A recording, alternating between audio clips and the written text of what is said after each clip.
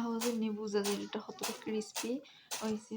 যারা যারা রেস্টুরেন্টের মতো ক্রিস্পি ফ্রেঞ্চ ফ্রাই খাইতে চায় আজকে এই ভিডিওটা তারা লাগে। এই ফ্রেঞ্চ ফ্রাই বানানোর লাগে আমি মাঝে লইছি 2টা আলু চুলাইয়া তার মধ্যে করে স্লাইস করে হাঁটি দিয়েছি। সাইডটা আমি একটা লবণ পানির মাঝে আধা ঘন্টার মতো এটা ভিজিয়ে রাখছি।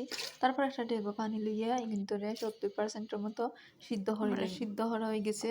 তার বাদে আমি একটা প্লেটের মাঝে কর্নফ্লাওয়ার লই দিছি আর এই আলুটার আগ থাকি আমি লবণ দিয়ে মাখায় রাখছিলাম। মলাহানি মাখাইয়া কর্নফ্লাওয়ারের লগে আমি একটা মিশ্রণ বানাইছি। অবশ্যই পানি টানাইলে তার দুইবার শুকনা মাখানি লাগবো।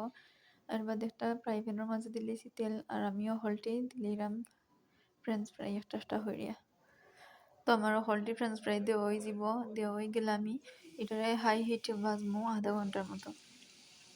আরো কম ভাজলে হইব কিন্তু আমার আধা ঘন্টা টাইম লাগছে। বাদে আমি লাল হয়ে গেছে ওখানে আমি কিন্তু তুলি লইম লাহানি বাজিয়া তুলি লইম।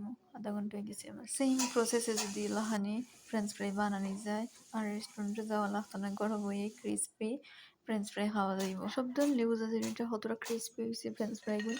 রেস্টুরেন্টের মতো ফ্রেঞ্চ ফ্রাই খাইতে হইলে লাহানি ফ্রেঞ্চ ফ্রাই বানাইয়া খাইলে একবারে রেস্টুরেন্টে আর যাওয়া লাগতো না।